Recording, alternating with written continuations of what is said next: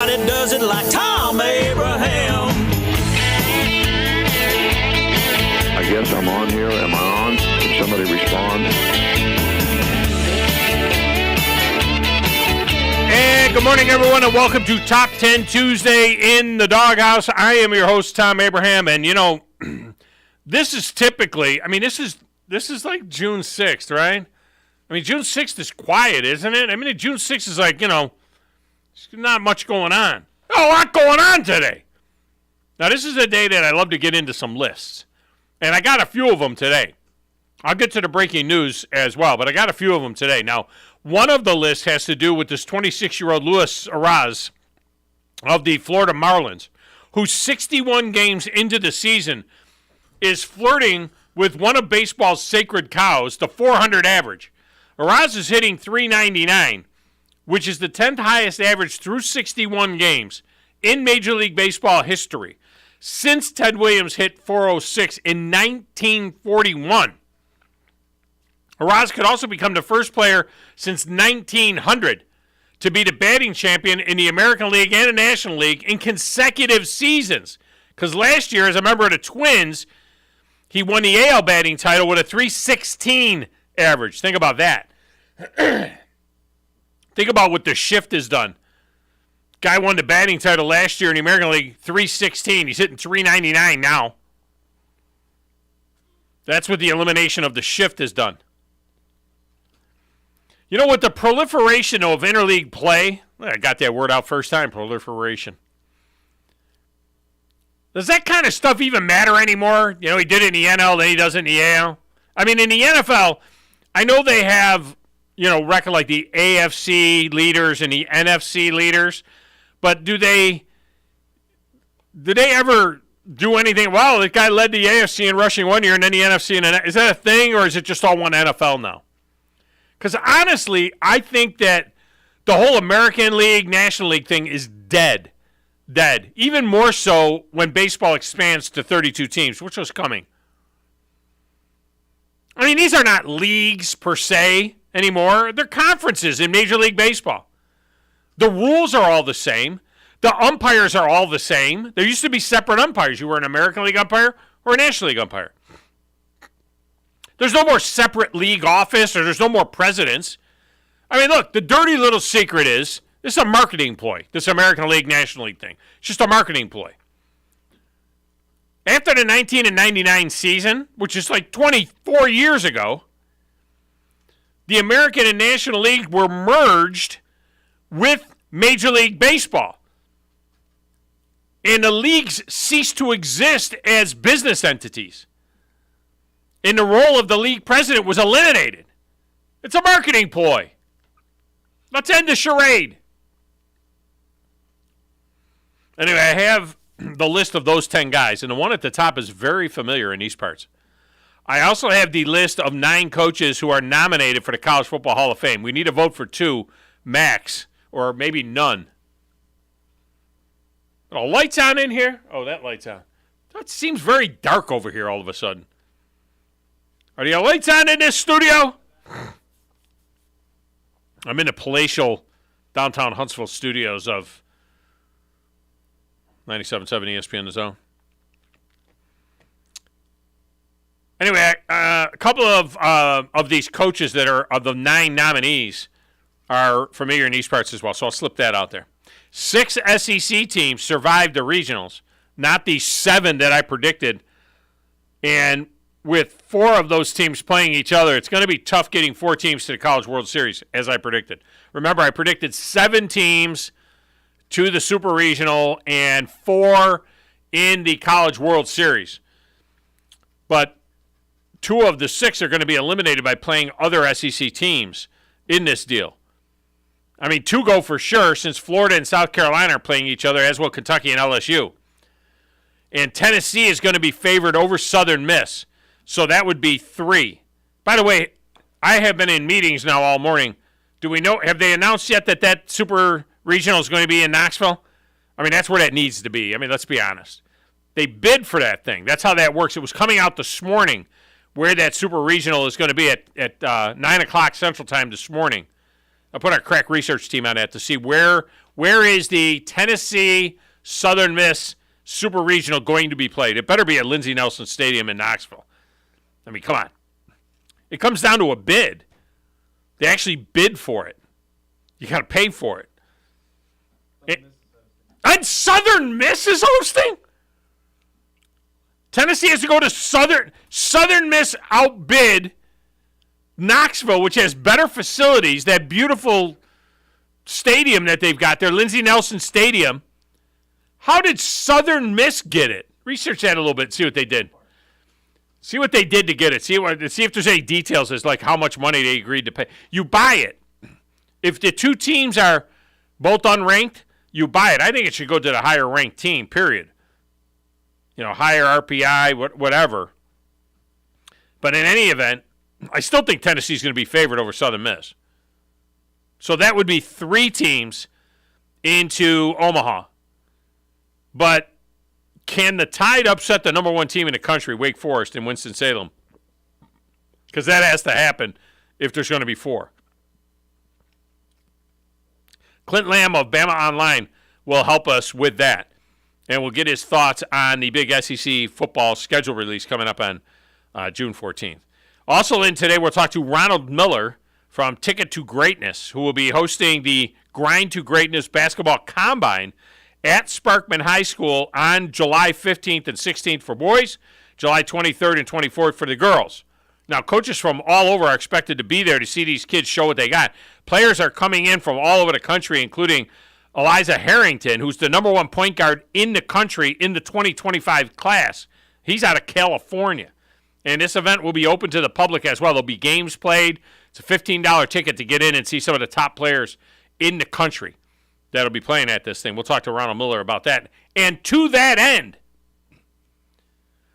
there is a story out now that the former president of the USFL, Brian Woods, who was the Spring League guy. Remember the Spring League in pro football? They had the Spring League, and then they bought the USFL, and it became the USFL, and he was the president. He stepped down as the USFL's president last year.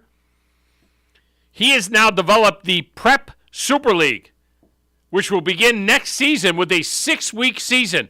High school kids using NCAA playing rules, operating independent of high school rules and high school state athletic associations, giving the players the chance to profit on their own name, image, and likeness without any restrictions. The season will run from April 19th through May 24th with teams in Atlanta, Cleveland, Dallas, Houston, New Jersey, New Orleans, Los Angeles, Miami, Phoenix, San Diego, San Francisco, and Tampa. Woods said that he hopes to start hiring coaches in the next 2 or 3 months. He said that the league would supplement the recruiting camps and the 7-on-7 programs. He said, quote, if you look at 7-on-7, you look at these camps, at the end of the day, none of them are 11-on-11 football. None of them are going to give a quarterback, for instance, in a 7-on-7 situation, a live pass rush. So if you're looking to evaluate players in actual football context, that's what this league is about. Wow.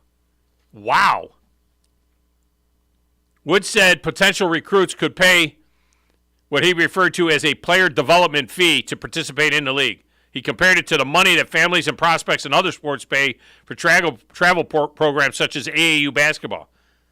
And he said it could help fund the league. He's hoping to get revenue from sponsorship and ticket prices as well. Wow. Do we want this?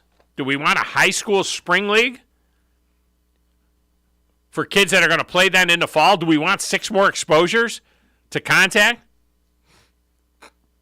Buckhorn High School lost one of their senior leaders for this upcoming season, Austin Childress, in the spring game against James Clemens. He went down with a knee injury and is out for the season and may not make it back till the middle of the basketball season. Outstanding basketball player as well, Austin Childress. They lost the kid in the spring game. That's the price you pay in football. You risk that kind of stuff. All of these schools already all summer long are doing non-contact drilling, installation periods, conditioning, weightlifting. They're all doing that. Do we want 6 games of full-blown contact football in the spring for them? We're going to that as well. Now, the phone lines are open. 256-576-4977. You can text the show at 73229-TA-SHOW. That's 732-982-7469. It's a great way to communicate with us. My personal Twitter feed is at Thom Abraham Show. The station's feed is at 97.7 ESPN. We are on the Facebook and the Twitter where you can watch the show at WZZN or at 97.7 ESPN, and you can watch on YouTube and Twitch at WZZN TV. And while you're at it, get our apps, the Zone app and the Blitz app, where you can find links to Zone 2 and Zone 3 and Zone 4. We'll probably end up carrying the games into high school spring league because we carry everything else. I don't know if that'll happen. And the huge news that broke this morning, shocking news, is that the PGA Tour and LIV Golf, LIV Golf, 54-hole golf, and the DP Tour, the DP World Tour, which is the old European Tour, they are all going to unify under one umbrella, that there is a merger going on. According to the tours, it's a landmark agreement on a global basis. Jay Monahan told CNBC this morning that there's been a lot of tension in our sport over the last couple of years. What we're talking about today is coming together to unify the game of golf and do so under one umbrella. We recognize that together we can have a far greater impact on this game than we can working apart. The game of golf is far better for what we've done today. Nobody saw this coming. Nobody saw this coming. Players didn't see this coming. One PGA Tour player saying, no effing way. One of the agents said, you just made my heart skip a few beats. Colin Morikawa tweeted, I love finding out morning news on Twitter. And everyone thought yesterday was the longest day in golf. I mean, I don't understand this. Another player said, I'm guessing the LIV teams were struggling to get sponsors. The PGA Tour couldn't turn down the money. Win-win for both tours, but it's a big loss for those who defended the tour over the last 2 years. Phil Mickelson tweeted, awesome day today, with a happy face emoji. We're just getting details. I don't know what's going on here. I'm just trying to get the details as much as possible. I have Mark Schlabach's comments on it that we'll play for you as well. But this is stunning news. I mean, is it going to be they're going to still have 54-hole tours or tournaments with teams and wearing shorts and playing loud music and having shotgun starts? And then they're going to have over here the PGA Tour, and then the guys can play in either event. And what happened to all the money that the guys got that went to the LIV Golf Tour? And it's amazing. I don't know what's going on. Over there in that little glass booth with the slanted ceiling, playing the Play Doesn't Matter and the Stacks of Wax, a man on the phones, keeping us on the air. The one and the only DJ Grizzy Grizz. Who in the blue hell are you? What is your name? Detective. It doesn't matter what your name is. I'm the producer of this show. If I didn't step up, you're nowhere. I put this thing together out of spit and polish. I mean, this is ridiculous. It's a radio show. It ain't a one-hour television spectacular. I think this is one of the traits of a really good producer. Keep the talent happy. I'm all jacked up on Mountain Dew. Now, Tom. Hey, Tom. He may be the smartest person that I've ever met. Testosterone high today. What's that? Testosterone, whatever the it is. Testosterone. I wake up in the morning, I piss excellence. It really doesn't matter what you think. All right? It really doesn't matter what you say.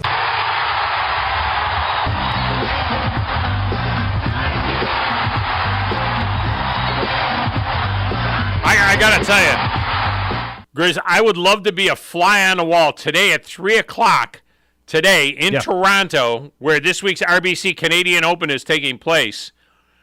Jay Monahan has scheduled a players meeting. Oh, my gosh, this is going to be highly charged. A player told ESPN that the PGA Tour's Player Advisory Committee met with the USGA officials in Columbus, Ohio on Sunday Moynihan and other PGA Tour executives attended the meeting as well. There was no discussion, zero discussion about a potential merger with Live Golf. I mean, I think it's going to be a come-to-your-maker kind of situation where guys are going to sit around and finally hash out everything and probably. What's the play? Like, what are they doing though? Too like, are they coming to terms? I mean, is there a truce? What is going on between the golfers for sure? And nobody really knows who won, who lost, because immediately the sports talk guys. When I was listening to this, and when I was on my way to Huntsville this morning, and I was listening to this breaking news on either the Dan Patrick Show or it was on Shine On Sports or something like that. I was listening to it, and immediately everybody wants to have an opinion as to who won. Oh, obviously, this is a huge win for Liv. This is because Brooks Koepka won the PGA Championship, and this is the Liv. No. On the other hand, the PGA people are saying that Liv was dead in the water, were dying. And this was some way to get these golfers back in and have them save face. And what's going to happen to the Saudi Arabian money? I thought we didn't want to have anything to do with that dirty blood money from Saudi Arabia. And what about all the money that the guys got that went to Live? I mean, it's crazy. One PGA Tour player said it's insanity. The Live Tour was dead in the water. It wasn't working. And now you're throwing them a life jacket? Is the moral of the story to just always take the money? What money? We don't know. What's going on? Look, as a fan of golf, I am happy. I want to see Bryson DeChambeau, and I want to see Brooks Koepka playing PGA Tour events. And I want to see that guy. I don't care about Phil Mickelson. He's a has-been. He's washed up. We don't want the old guys. I don't care about the old guys. But, Dustin Johnson and some of these other guys. But what does this mean? What is their route back to the, all the suits are going to go away, the countersuits and the lawsuits and so on. The story at ESPN.com says, still to be determined is how players such as Brooks Koepka and Dustin Johnson, who defected to Live Golf for 9-figure bonuses, can rejoin the PGA Tour after this season. All of this takes place at the end of 2023. Jay Monahan, the commissioner of PGA, called the reinstatement of PGA Tour members who had defected to Live Golf a complicated endeavor and one will be guided by established PGA Tour rules and regulations. According to the release, a board of directors will oversee the new entity's golf-related commercial operations. The groups will work to establish a cohesive schedule. PIF will be the exclusive investor in the new entity and have the exclusive right to further invest in new enterprise, including a right of first refusal on any capital invested. Who's PIF? Does that mean... Oh, my gosh. Yasser Al-Rumayyan, governor of Saudi Arabia's Sovereign Wealth Fund, will join the policy board of the PGA Tour, which continues to operate its tournaments. Al-Rumayyan will be the chairman of the new commercial group, with Monahan as the CEO and the PGA Tour having a majority stake in the new venture. The PIF will invest in the commercial venture. What's PIF, Grizz? I got to go back. Public Investment Fund. Is that Saudi money? They put the Saudi. Is that the Saudis' public investment fund? Not sure on that. In the statement, the circuit said that the parties have signed an agreement that combines PIF's golf-related commercial businesses and rights, including Live Golf, with the commercial businesses and rights of the PGA Tour and the DP World Tour, and a new collectively owned for-profit entity to ensure that all stakeholders benefit from a model that delivers maximum excitement and competition among the game's best players. Who funds this?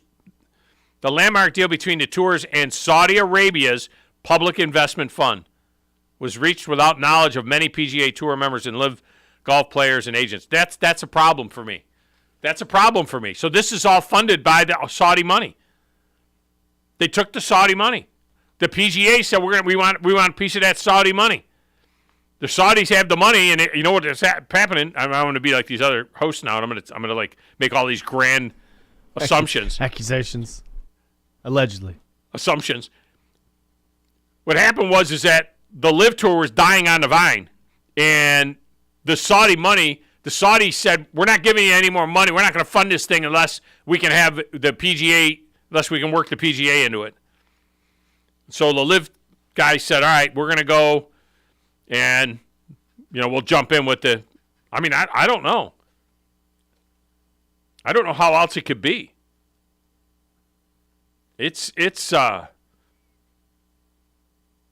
stunning news, to be honest with you. It's absolutely stunning news right now.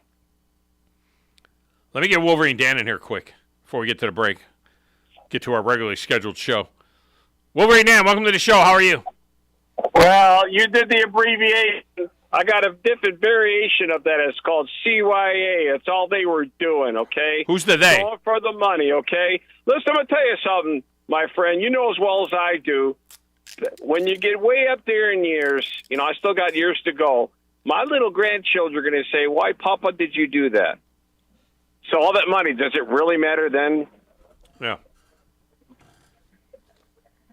You agree? Yeah. No, I agree. I mean, this feels like a sellout to me. Well, I'm not a sellout, neither are you, Tom. I'm not doing PGA that. Tour. Apparently, the PGA Tour wanted a piece of that big money, and they're gonna take this money from the Saudi money is behind this deal. All right. Well, so you know where that kind of money is. Yeah. Anyway, let's not even go. Let's move Blood on money. from there real quickly. Golf, I send you a text, so we need to work something out. Buddy. Yeah, I got to play this. I got to play Saturday in a church event that I don't want to play, and I got roped into. I keep trying to quit the game, and I keep getting roped back in. Just when I think I'm out, they pull me back in. And so I'm going to play in this church thing. We'll see how I hit it Saturday. That'll determine if I ever play golf again. All right, fair enough, Tom. All right, just take your time. No. And don't overdo it. Okay. No. Now, with that said, I find it kind of ironic, and I savor the fact knowing that the Las Vegas Knights have been in the league for 6 years, and they're going to win a Stanley Cup. And your Nashville Predators have been in the league over 20 years and not even have a sniff at it. Well, they had a sniff at it, but they gave this Vegas team way too much leeway to build their team. I mean, when they did this expansion draft for them, I mean, look, don't talk to me about the Predators. Talk to me about the Detroit freaking Red Wings, who have won however many Stanley Cups, and this Vegas team is going to win one, and the Red Wings can't even make the playoffs anymore. Don't talk to me about the Preds. They got Stevie Yzerman, no problem, okay? But no problem. When are they going to make the playoffs again? They haven't made. We got the guy. Grizz, when's the last time they made the playoffs? I mean, I don't think the Red Wings have been in the playoffs in 5 years at least. Well, okay, I will say this. It's about to change. I got 11. Predators got nothing, and I'm loving it. I won my first Stanley Cup in 6 years. Yeah. But there were 6 teams. Yeah. 2016. 2016. Is that the last time we were even in the playoffs? Yeah, last time they made the playoffs. 7 freaking years. Lost in the first round. All right, don't worry about it. Half the teams make it. They made it 64 of 96 seasons. All right, so who was Yzerman the general manager before he became the general manager for the Red Wings? We all know who it is, Tampa Bay. Yeah. So there you go. Yeah. All right, Tom, hit him straight, relax. All right. See ya.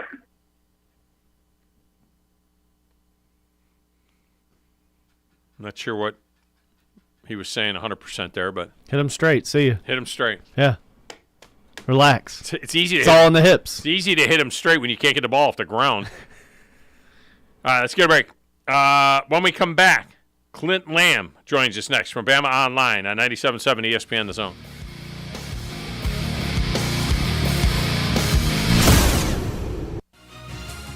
You're listening to the Thom Abraham Show on 97.7 ESPN The Zone. Your home is the place where you know your loved ones are secure. But the things that keep your home protected can't keep pests at bay. That's where Raid comes in. For 60 years, Raid's scientists have worked to protect people around the world. With trusted research, ingredients, testing standards, and product efficacy, Raid seeks to create a better future for all. Especially the ones you love most. Raid. Protection for all. The kitchen is the heart of any home. It's where the family gathers. It's where kids discover old recipes and make them their own. Just starting out or just now getting started on the dream kitchen you've always wanted?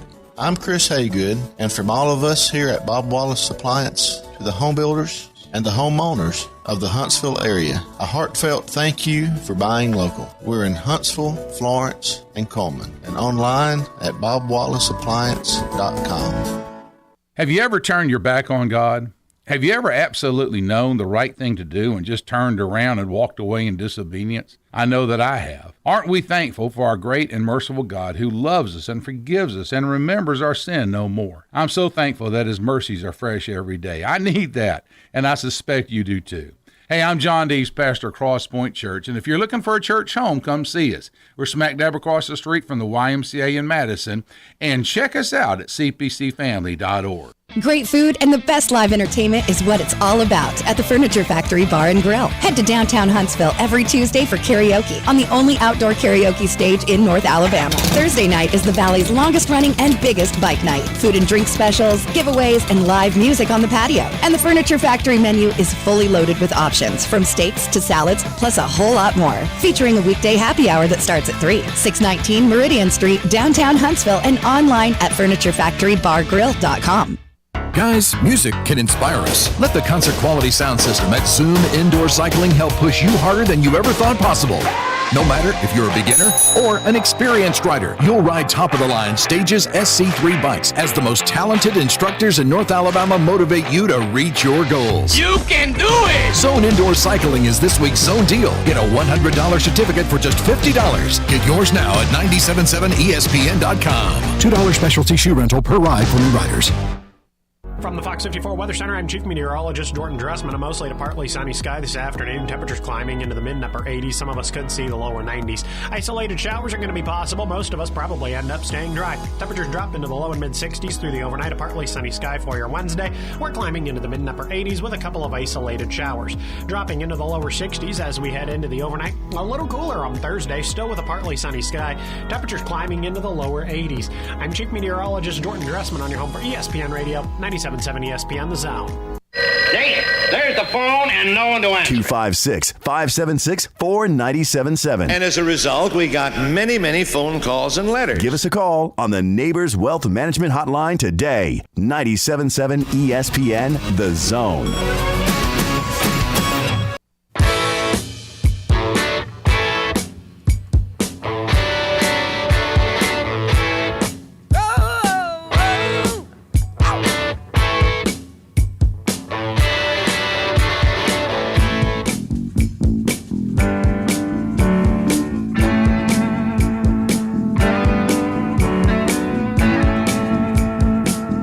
Welcome back, Thom Abraham Show.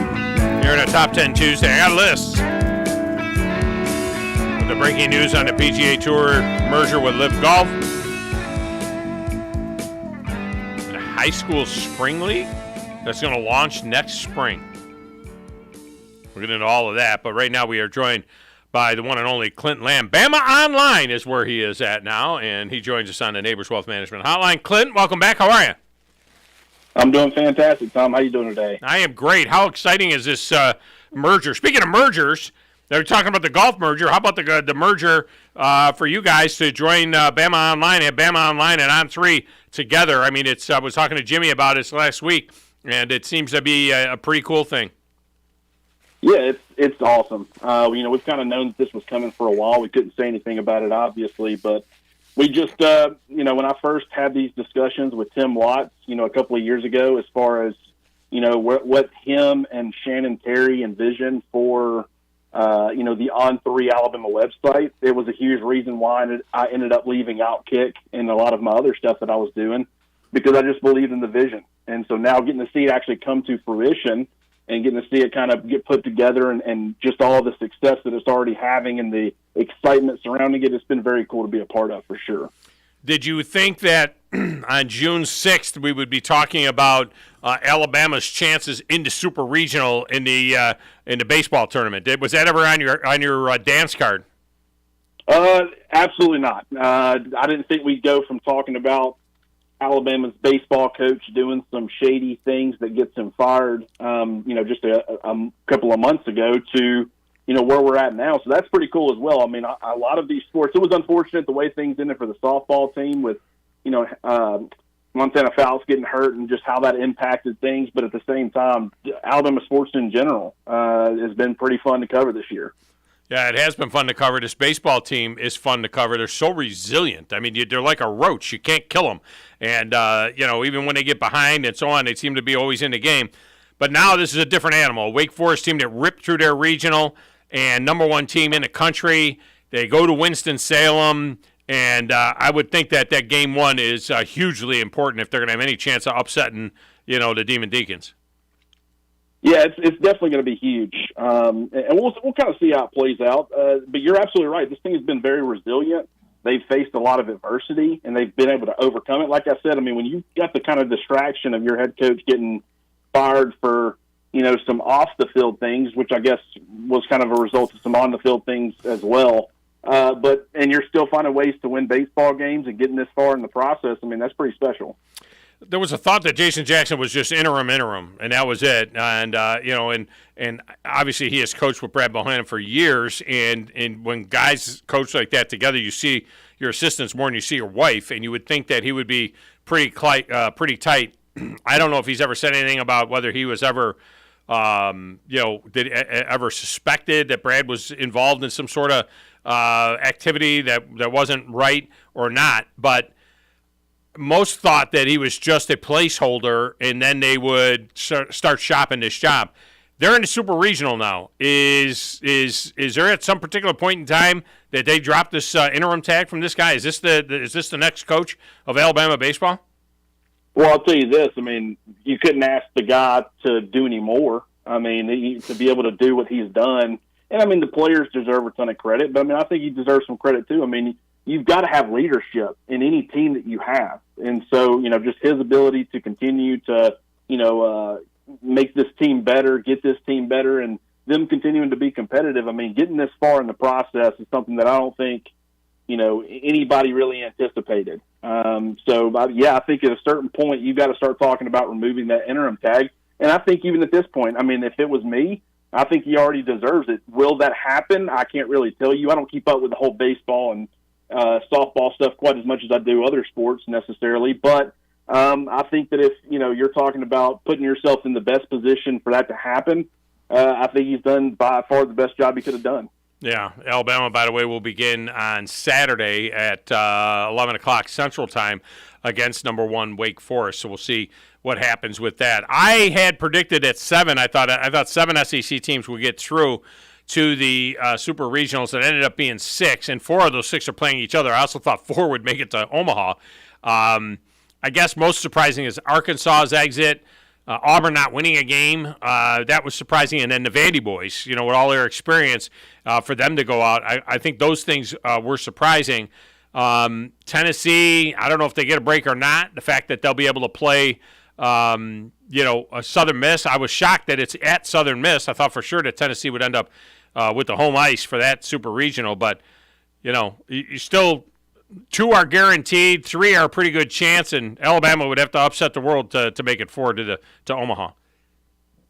Yeah, and, I mean, hopefully they're able to do it. Like I said, I mean, the whole baseball thing, softball, not really, Charlie kind of does a lot of that stuff for us. Right. He's going to be doing a lot of that for us.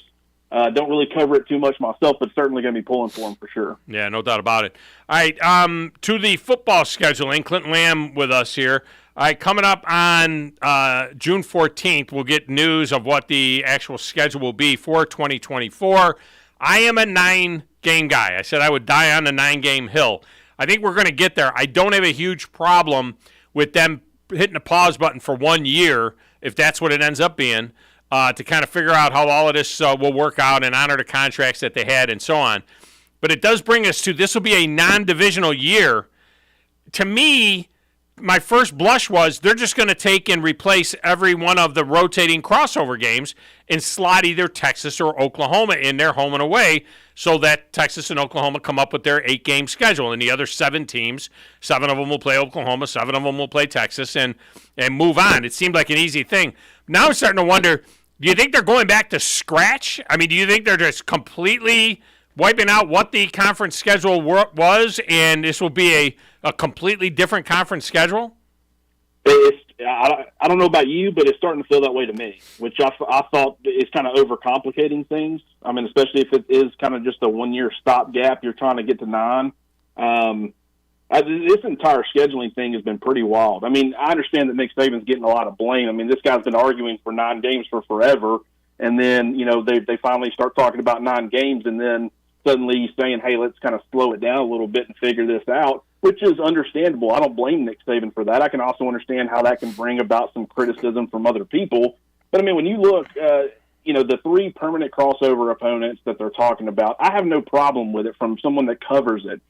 From a fan's perspective, I mean, getting to play Auburn and LSU and Tennessee, I mean, that's the games that you want every single year if you from a viewership perspective. But from Nick Saban's perspective, I mean, I think dating back to like the 60s, 8 SEC programs have won a national title, and that includes Texas and Oklahoma coming over. You've got Tennessee, you got Florida, Auburn, LSU, Georgia, and, of course, Alabama.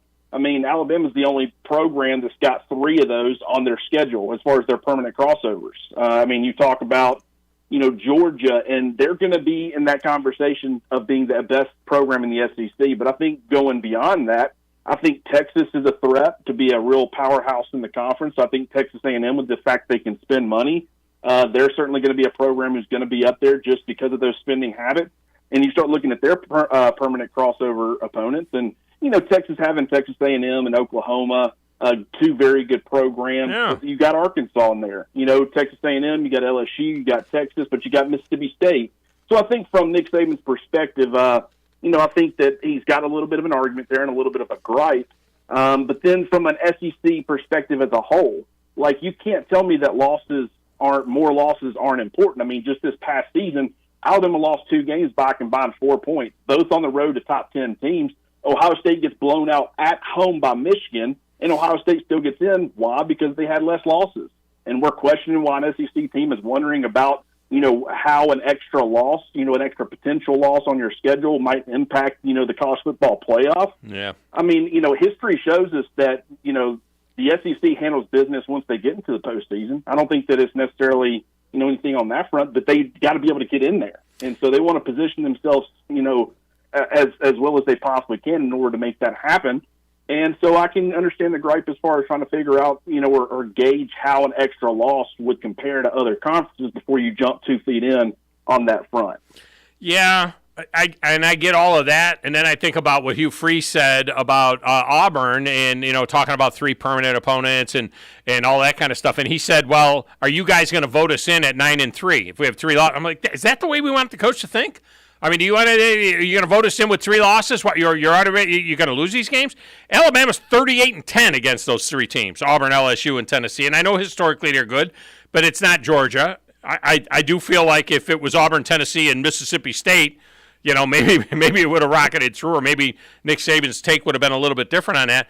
But they have been playing the entire SEC West for the last 30 years anyway. 30 years. They've been doing that anyway. So what's the difference? To me, you're going to play Georgia every other year now, but you're going to play Texas A&M every other year. You're probably going to play either Texas or Oklahoma, one or the other. You don't want both. You're probably going to play one or the other of those every other year.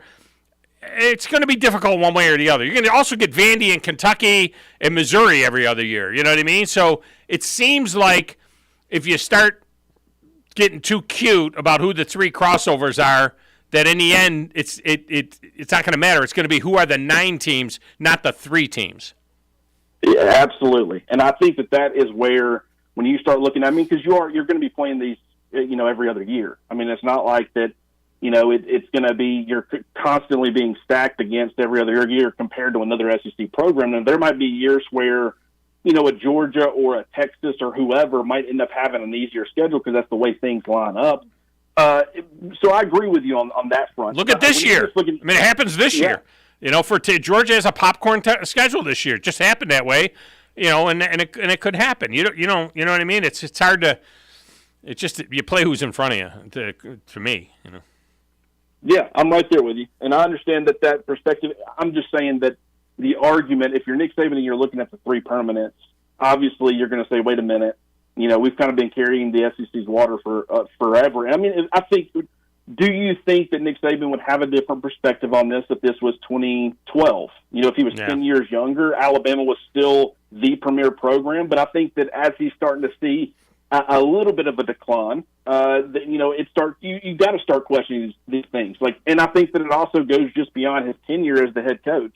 I think he wants to leave Alabama, and really, this isn't let's position Alabama in the best possible way that we can, and even if it costs the rest of the SEC. I don't think that that's necessarily how Nick Saban views things. I think he wants the best for college football. I think he wants the best for the SEC, but he certainly doesn't want to put his own program at what he would view as a disadvantage in order to make that happen. So I think that he's kind of battling. It's not that he's saying let's not do it. I mean, he brings up the fact that they want 2 Power 5 games on top of the 9-game conference schedule. I think more so than anything, he just wants to slow it down.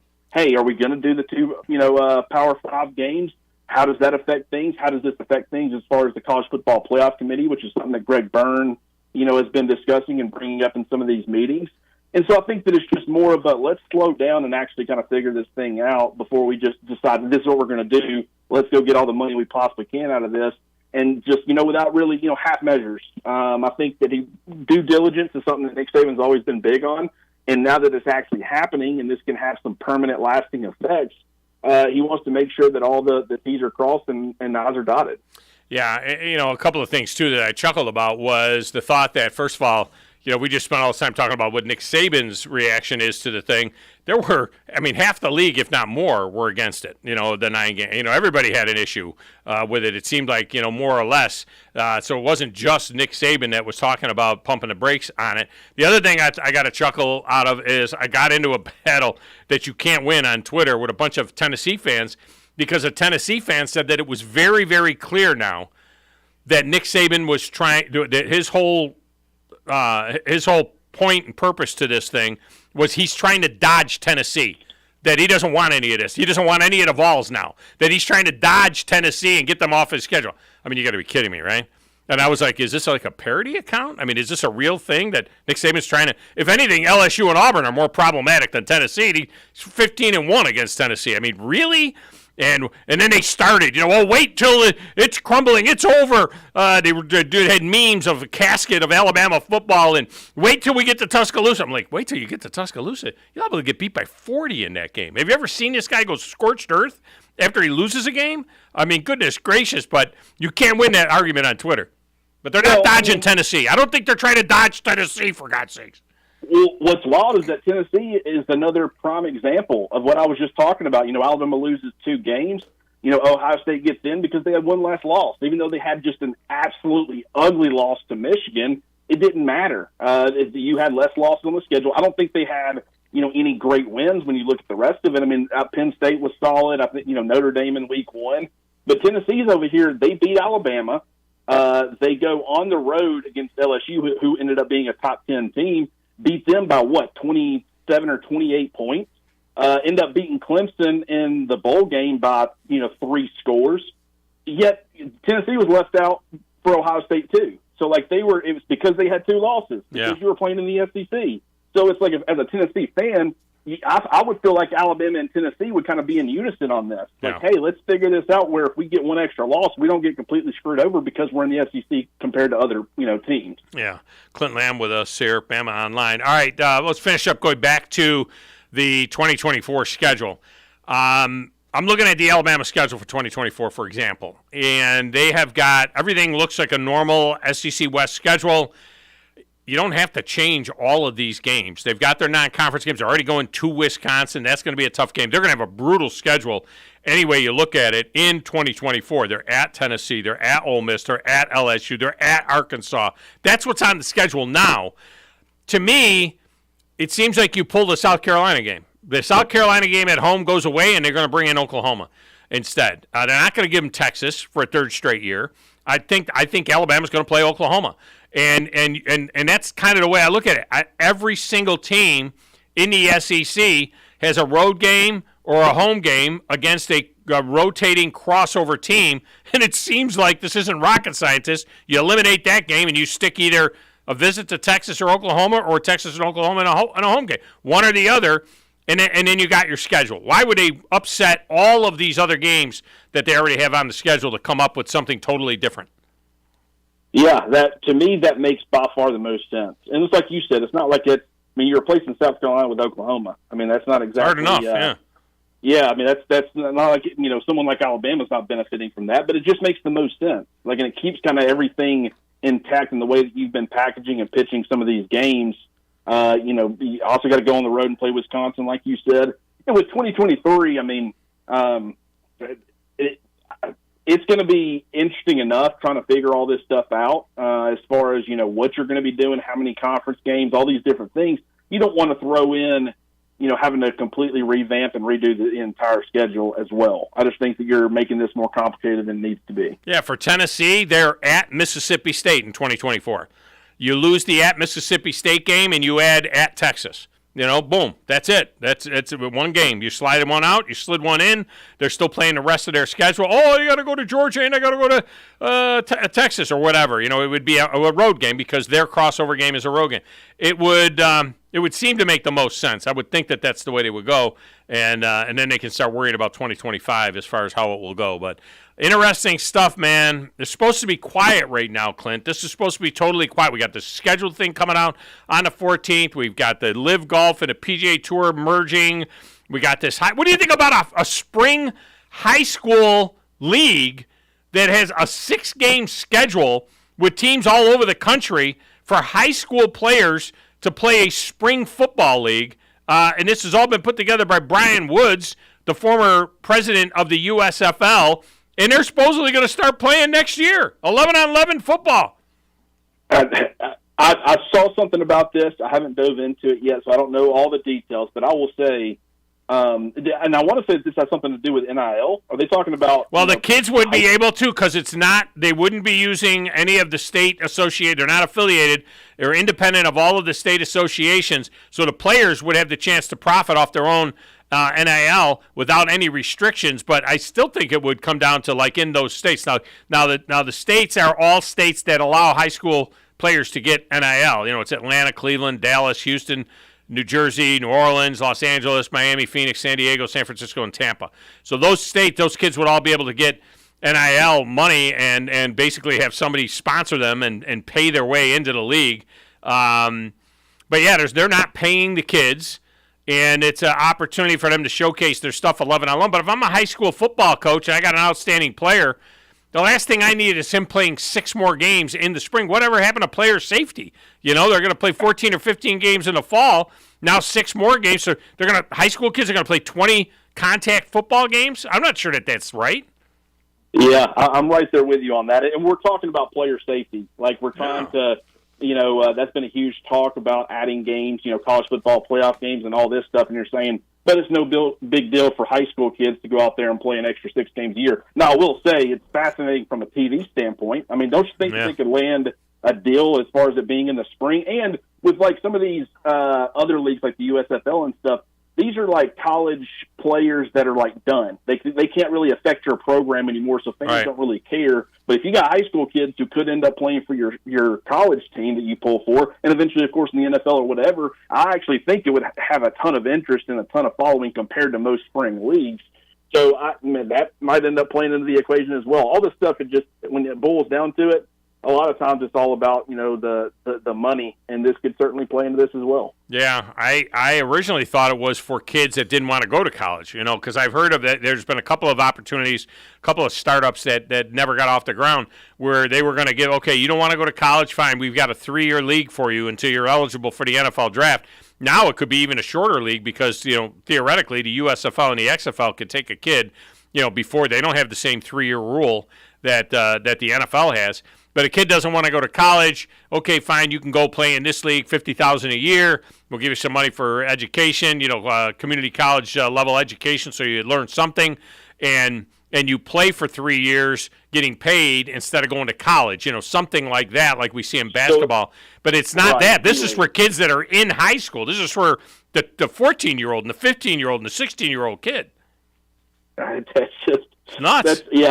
And now that you bring it up, I'm going to have to take some time to go read about this because I I'll at least listen to the pitch.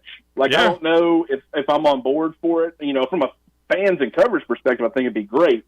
But I think from, you know, player safety and things like that, you got to question it. But I'll listen to anybody's pitch. And if it makes sense when I go in and look into it, I mean, I'll be an advocate for it because I do think that there's some benefits. But on the surface, it's just wild how vastly different everything is right now compared to even like 2 or 3 years ago.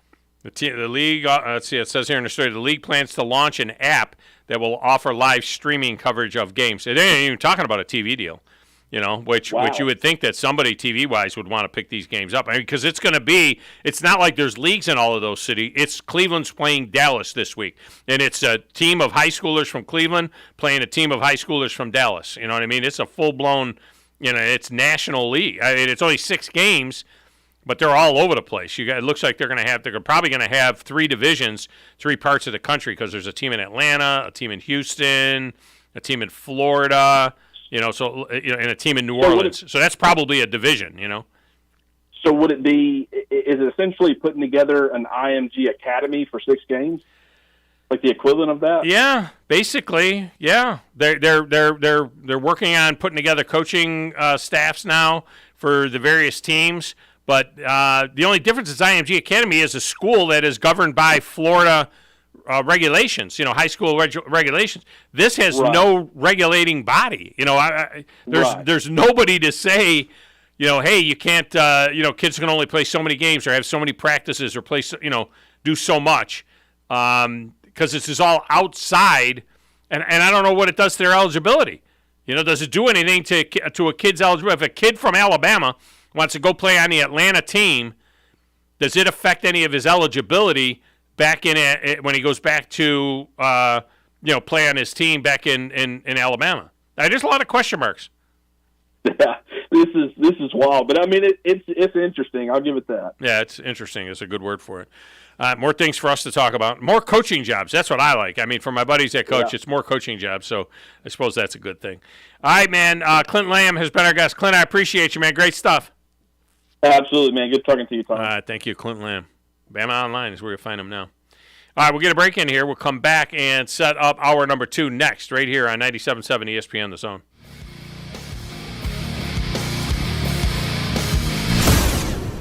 Tom Luganbill here for my friends at Woody Anderson Ford. Bobby White and his team take great pride in their service department, and you can see it the moment you walk into those beautiful new service lanes. And just like a championship team, they all work together to make sure your experience is second to none, whether you drive a Ford or not. Also, check out the gold-certified pre-owned inventory at Woody Anderson Ford for great deals every day. Stop by and see them at Jordan and Sparkman or at Woody Anderson of Madison on Hughes Road, or visit WoodyAndersonFord.com. The kitchen is the heart of any home. It's where the family gathers. It's where kids discover old recipes and make them their own. Just starting out or just now getting started on the dream kitchen you've always wanted? I'm Chris Haygood, and from all of us here at Bob Wallace Appliance to the home builders and the homeowners of the Huntsville area, a heartfelt thank you for buying local. We're in Huntsville, Florence, and Coleman, and online at bobwallaceappliance.com. When you call most roofing companies, all you'll hear is, you need a new roof. Not when you call Fleming. At Fleming Roofing and Restoration, we're focused on your needs, whether it's an easy repair or a full roof replacement. Folks around here trusted Fleming since 1965 for all their residential and commercial roofing needs. And as the area's storm damage experts, Fleming knows all the ins and outs of the insurance claims process. Log on FlemingHSV.com to schedule your free estimate today. Fleming Roofing and Restoration. We show up. I'm attorney Gary Lackey. You know, you'll hear people say we're like a family, but here at the Lackey Law Firm, that's really true, not just a saying. I'm Justin Lackey. With my father and my sister, we have a special connection to each other. I'm Jennifer Lackey. At the Lackey Law Firm, when we take on your case, you become part of our family. You really do. And we'll always do whatever it takes to get everything you deserve. If you're injured, you worry about getting well, not about paperwork or insurance companies or figuring out how to get to your lawyer's office. I'll come to you. We worry about your case so you don't have to. When you've been injured, we know that your case is probably the biggest thing going on in your life. more important than almost anything else. And it's important to us too, for one simple reason. Family takes care of each other, and at the Lackey Law Firm, we'll take care of you. The Lackey Law Firm. The Lackey Law Family. 1-800-4-RIGHTS. No representation is made that the quality of the legal services to be performed is greater than the quality of legal services performed by other lawyers. This is Wes Neighbors sitting here with Philip Love of not only Eagle Insulation, now he represents Eagle Companies. Eagle through the years have added several companies to help individuals or builders through their construction renovation process. Eagle is known to represent quality, efficiency, and professionalism. Philip, I know you do insulation, but do you do masonry? We do. Do you do grading, erosion control, and dirt hauled off? We do. Do you do after paint, which includes shower doors, mirrors, shelving blinds, and bath hardware? Yes, we do, Wes. Do you do landscaping and irrigation? Yes, we do. So basically, Eagle can help you all along your process of building your house or doing renovations. So do you do plumbing?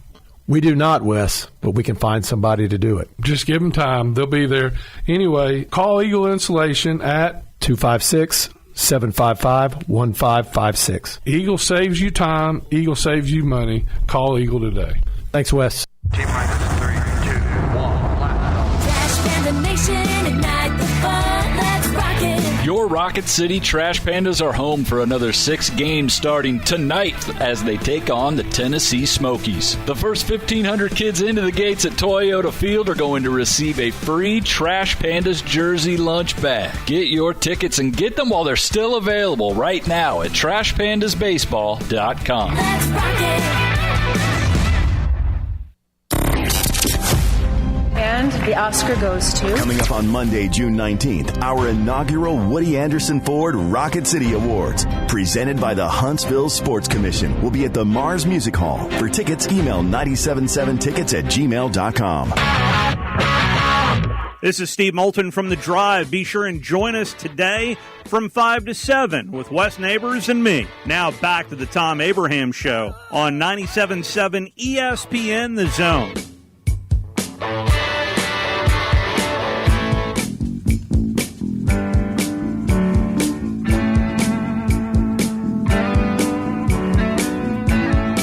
Welcome back, Thom Abraham Show.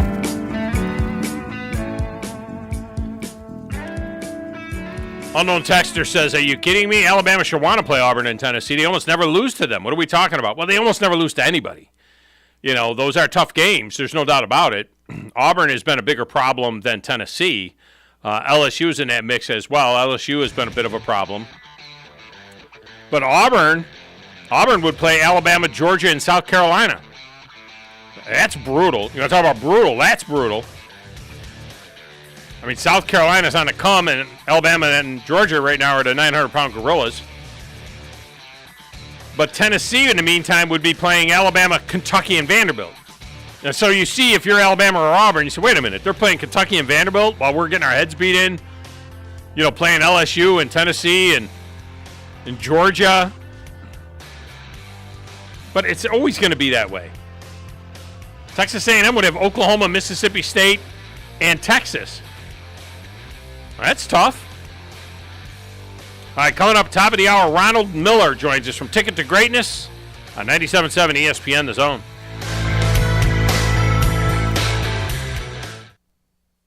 This is SportsCenter.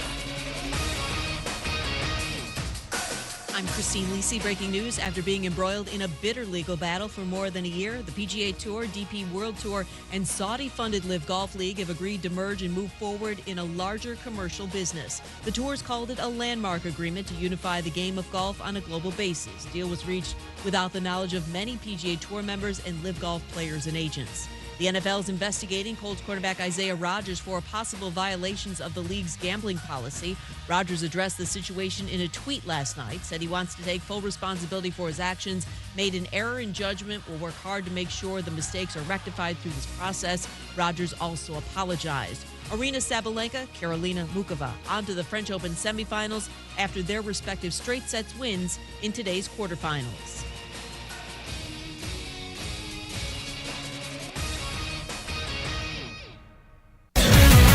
WCZN, Union Grove, Huntsville, Alabama. 97.7 ESPN The Zone. New coordinators. That's as good as money, sir. New quarterback. It's my quarterback. Same coach. All right, and you all may be taking the week off, all right, this week, but I'm not. We are your home of the Alabama Crimson Tide. 97.7 ESPN, The Zone. Here's Bobby White from Woody Anderson Ford on their service department. President's Award winner 2 years in a row. That's only given to the top 10% of Ford dealers in customer satisfaction. So we're very proud of the service department. And our body shop. If you happen to get into an accident, which not a lot of people just want to go down and see a body shop, but if you get into an accident, award-winning body shop. We have the state-of-the-art paint booths back there. They're waterborne paints that we use, friendly for the environment. We've got our production system, the way things are in and out. We have the fastest cycle rate in town of getting your vehicle in, getting your vehicle out, and assured that it's fixed right. We take pictures before it's wrecked, and not only after, but we take it as we're putting the parts on. All done to above industry standards. So I'm proud of our body shop too. Don't forget our parts department. So you don't have to need parts, performance parts, or just parts if you're a weekend mechanic. Woody Anderson Ford, located at the corner of Jordan and Sparkman, as well as Hughes Road and Madison. You can also check out the great deals at WoodyAndersonFord.com. Forgiveness. Wow, what a word. What a gift. All of us have done things in our lives that we regret. All of us have done things that are disobedient. All of us have sinned and fallen short of the glory of God. Thank God for his forgiveness. Thank God that he separates our sins as far as the east is from the west and remembers them no more. Hey, I'm John Dees, pastor of Cross Point Church, smack dab across the street from the YMCA in Madison. Check us out at cpcfamily.org.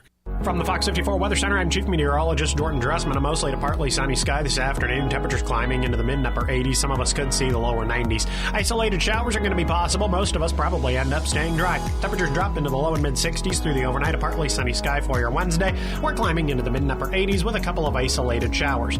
Dropping into the lower 60s as we head into the overnight. A little cooler on Thursday, still with a partly sunny sky. Temperatures climbing into the lower 80s. I'm Chief Meteorologist Jordan Dressman on your home for ESPN Radio 97.7 ESPN The Zone.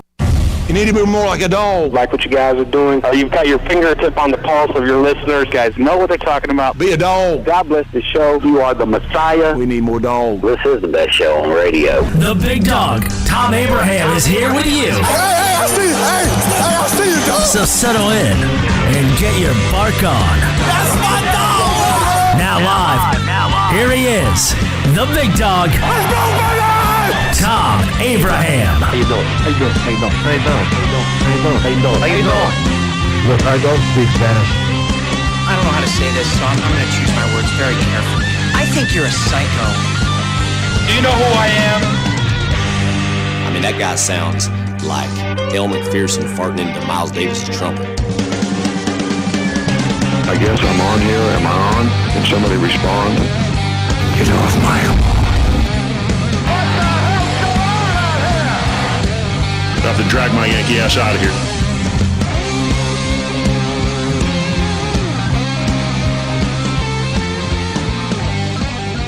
Welcome back. Hour number 2 of the Thom Abraham Show. This segment of the show is brought to you by our friends at Woody Anderson Ford, the service department second to none at Woody Anderson Ford. They can take care of your vehicle, whether it's a Ford or not. And at Woody Anderson Ford, you're going to get it done right. You're going to get it done in a timely fashion. Very knowledgeable down there as well. And we remind you about our Woody Anderson Ford Rocket City Awards presented by the Huntsville Sports Commission coming up on June 19th. You can get tickets, but you got a week. That's it. You got a week to jump on board. If you want tickets to the event, you have got a week to come to the premier event that we will be giving away awards, a beautiful award, in categories including high school sports, college sports, area college sports, professional athlete of the year, and more.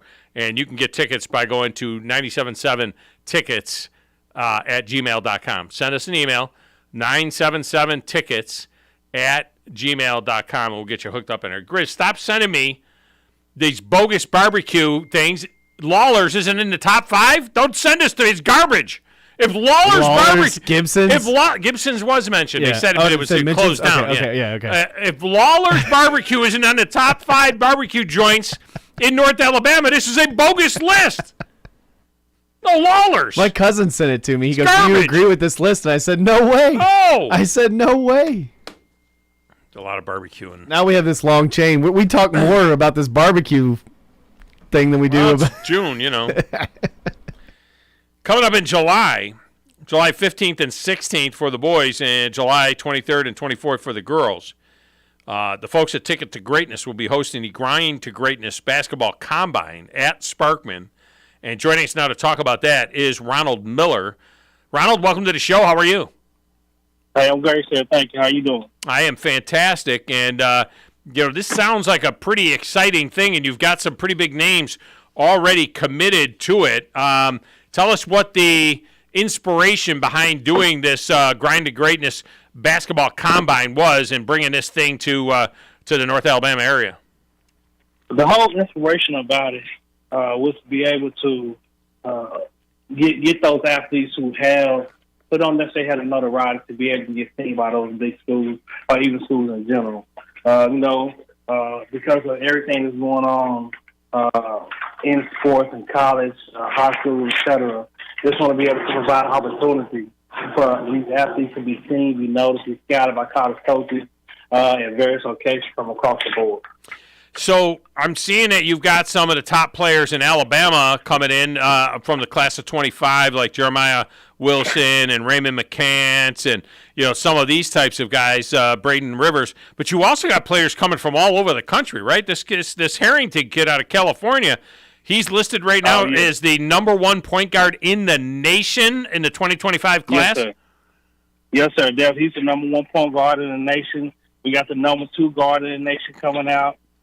We have a lot of other talent that's going to be there from other states that are coming out because they want the opportunity to be noticed and scouted by these college coaches. And so we just bringing all the talent here to Huntsville and hopes of making this what we do an annual event. Is this a invitation only type thing, or how does a kid that's in the area that says, "Hey, I'm on expose my talents to some of these scouts"? How do I get involved in it? Well, it's not an invitation only. If they want to come out, they can go to the website, which is Grind, GRIND, the #2, and greatnesscombine.com. They can go on there and they can register online right now, and they'll be signed up for the camp. So regardless of their, whether or not they're being recruited or not, it gives them an opportunity to be seen by these coaches. Correct, and we wanted to provide that type of opportunity. If those 5-star athletes or those kids that don't even have a star, we wanted to provide them the opportunity to be seen by coaches who don't know their name, but they may know their name by the time they leave their camp. How do you mix the guys together? I mean, you got guys that are 5-star guys. Let's say you got some other guys that are in the mix that are not 5-star guys. They're going to play in these games and so on and so forth against each other. Correct. They're going to play right against each other. And we're not going to hold anything back. Mm-hmm. If you feel that you can play on that type of level, then we want you there. Regardless of your athletic ability, if you play the game of basketball and you've been playing and you've been practicing and working out, and you feel that this is your time to shine, you should be there. There are so many guys who, as well as the girls who have gone through this whole process, who nobody knows anything about them, but they had one opportunity, they had one chance to get there, and they took advantage of it. So regardless if you have no stars, if you have 5 stars, we want you there because you can take advantage of the moment, take advantage of the opportunity that's given to you. Who's this Maker kid? A 7'2" center, the class of 2024 kid. He's got a 7'8" wingspan. Where's he come from? That kid is coming out of Africa. Wow. He's coming from Africa. 7'2", 7'8" wingspan, and he got handles like KD. He can shoot it like KD, and he has a total package. And he's another kid that's looking to get exposed.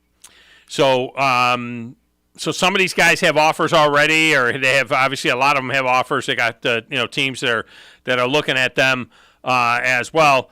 Now, we got a kid. Is there any kind of an age limit in this? Because we got a kid that's a freshman, over at Buckhorn, that Caleb Holt, man. Everybody knows his name all over the country. Is Caleb going to be there or not, man? We got to get Caleb in there. I hope Caleb will come. Yeah. I hope he will. But Caleb, he's working out with the USA basketball team, so I don't know if he'll have time to come. Well, he is. He played his games on our air, and this year as we carried Buckhorn basketball, and they were an outstanding team that went on to win a state championship. Now you got this. You got the boys on July 15th and 16th. We'll have our crew out there broadcasting from noon to 2 on July 15th. And then the following week, you got the girls coming in as well. How is that going as far as getting girls signed up? Well, we're getting girls signed up, and they're coming out. They're excited about the opportunity as well as the college coaches are excited about the opportunity to come watch the girls and the boys. But yeah, the girls are excited about coming out, and they just ready to come out and showcase their skills and show these coaches what they can do. What do you know about what coaches have you heard from, around the SEC, around the area, names that we might know that are committed to come out? Well, we have Auburn that committed to come out. We're working on Alabama to come out. But right now, as far as the SEC, where we have Auburn that just committed to come out. Yeah. All right. Well, of course, also great opportunities with UAH, UNA, and the other schools in the state, because we have seen guys come out of some of the smaller schools that obviously end up being great at the NBA level. John Morant played at Murray State. Now he's a knucklehead right now. We don't know what's going on with old Job, but here's a kid that played at Murray State that is one of the top players in the NBA. So certainly you could see that happening at some of these other schools. Now, this is open to the public, right? A $15 ticket. They can come and they can see everything, the workouts, and or is it just games, or how does it going to work? What's the way this is going to happen? They'll be able to see start to finish, so they'll be able to see the fundamental skill play. Then they'll be able to see the actual live game. So they'll be able to see everything, as well as they'll be in the gym with these college coaches while they be walking around evaluating talents in the gym. How many games? Right now we have we're gonna have about games are gonna go from around 12 o'clock on that Saturday, which is the 15th, right? And it's gonna go through the end of Sunday. So there's gonna be a lot of games that will be played. So there'll be a number of games that are being played. Now the big question is there going to be a dunk contest? You know what I mean? You got to have a dunk contest in something like this so that we can see ooh and ah over the ups that these kids have. If you will commit to judging the dunk contest, I have one. Now, if you had if you'll commit now to being a judge, I'll do it. I would be a judge. I'd be a judge. It'd have to be on Saturday. We're all heading. We got SEC Media Days coming up that following week. But yeah, that would be a blast to have a dunk contest. I would definitely be a judge. We got our crew broadcasting from noon to 2, but if we had a dunk contest, you pick a time, 11 o'clock, whatever, in the morning on Saturday, and shut everything down for a dunk contest. We get a pretty good crew of judges available for that. We could have some real fun. I get Patrick Harding, the high school coach from Buckhorn, maybe get him to sit there and be a judge as well, and we get some of the other guys from around here. Maybe we can get some of these players that have come out of North Alabama and get them to come down here and judge as well. It would be a lot of fun. So $15 to go to the deal, go to the event. Now you can go to the website, grind2greatnesscombine.com, and it's a number 2, grind2, the number 2, greatnesscombine.com, and players can get registered there. Now, do you have a cutoff as far as how many players you can accept? Well, we want to accept as many players that want to come out. We want to afford everyone the opportunity to be scouted and recruited. I want to turn anyone away.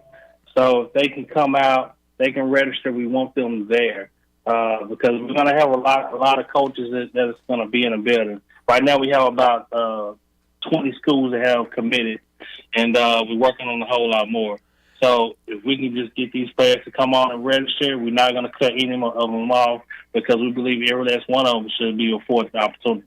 Who all is going to be coaching the kids in the drills and in the games and stuff? Do you got a group of high school coaches together to handle that?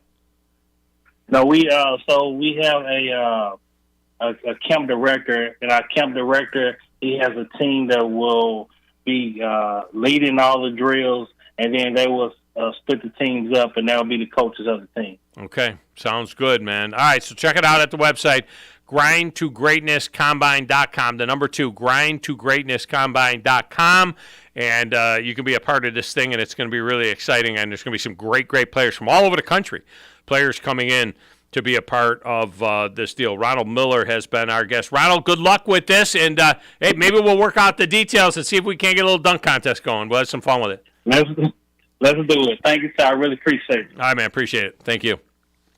It's Ronald Miller. Dunk contest. Wouldn't that be fun? You're the expert on the dunk contest? I would be a judge. I thought he wanted me to be in the dunk contest. The basket would have to be 6.5 feet for me to be in the dunk contest. I can't even get alone, like, jump without the ball to the rim. We could come up with, I wonder if we could come up with, like, we'd need 5 celebrity judges, 4 more. Oh, Steve would be a good one. Steve played basketball. Steve who? Moulton. No, we want celebrity judges. Steve's a celebrity around here. Everyone knows Steve Moulton, man. You walk around and they hear that voice and they're like, "Are you Steve Moulton?" Are you Steve Moulton? Yep. Are you related to David Moulton? Me. Are you Steve Moulton? No, we could probably put together a group. We could put together because we'll already have Drew and Scott there. Yeah. So we get Steve, we get me, and nobody gets a 10 though. Don't give anybody a 10. Nobody's a 10 unless it's like like super amazing. They got to jump over a car. Well, don't give them any crazy ideas. We don't give them any nutty ideas. Bring a Kia in there. Yeah. All right. Or Woody Anderson Ford. They bring a Ford in there. There you go. Got to jump over an F-150. If I got up on the back of an F-150, I could maybe dunk from the back of the F-150. Yeah, maybe I could dunk. All right, let's get a break. When we come back, phone lines are open the rest of the way, 256-576-4977. We put a lot of meat on the bone, and I haven't even gotten to my list yet. But we got a lot of meat on the bone right now. We got this Live PGA Tour merger coming, and Grizz, there are already Vegas odds out on all kinds of stuff, including what's the name of the tour going to be? Is the Live, the PGA Tour, and the DP World Tour? Is there gonna be a new name? You know, and you can bet on it, whether or not it'll be I don't know. It almost to me feels like it's gonna be. I still think there's gonna be a PGA Tour. Yeah. What I think quote unquote Live Golf is gonna go away. The Live Tour or whatever. No, I think it's gonna be a PGA Tour that will have events that follow the Live Golf. They'll have some 54-hole events that are team events, that they can wear shorts and have music and there'll be a hit and giggle. You know what I mean? I think you have some of that under the auspices of the PGA Tour. I think the DP World Tour maintains its, what's that word? It maintains its identity as well. Yeah. The PGA Tour has its identity. But guys can play everywhere. You know what I mean? How they get to everywhere, I don't know. Mark Schlabach had some interesting things to say about it. We'll share that with you. Just more golf. I mean, I guess. Well, I don't know if it'll be more golf. It's going to be the same, but it'll be. They won't be. What the net result needs to be. Yeah. That outside of the 4 majors, which we have everybody playing in right now, we need to have all the best golfers in the world at the big events. The Memorial this past week. We need to have all of them. And somehow, some way, whether it's 15 or 18 events, I don't know. I am a little bothered by the fact that it's the Saudi money that's coming into the PGA Tour. That is, I can't wait to hear some of the responses from people like Tiger Woods and Rory McIlroy and those kind. I mean, because they fought against this blood money, and now the PGA Tour is going to take that as well. And they did it without any... That meeting that's coming up at the Canadian Open, oh my. It's coming up at 3 o'clock at the Canadian Open between the commissioner of the PGA Tour and the players. And it could be an all-out revolt. I mean, what if they just it's the PGA Tour. They have a tour board and stuff. What if, I don't know. All right, we got that. We got our lists to get to. I've got the list of 9 coaches that have been nominated for the College Football Hall of Fame. 2 of them have ties to the state. I'll run that list down. I'm supposed to vote for 2. I don't have to vote for any of them. I honestly only think that there's maybe there's 2 on there that I would vote for. We'll see. And this Ariza kid, is that how you say his last name? Luis Ariz? Arise. Elise Arise from the Florida Marlins could become the first player since, let's put it this way. He's hitting .399. We haven't had a 400 hitter since Ted Williams in 1941. Okay? He has the 10th highest average at .399 of players through 61 games since Ted Williams in 1941 hit .406. I'm going to give you the list of those 10 players. Now, we'll get a break.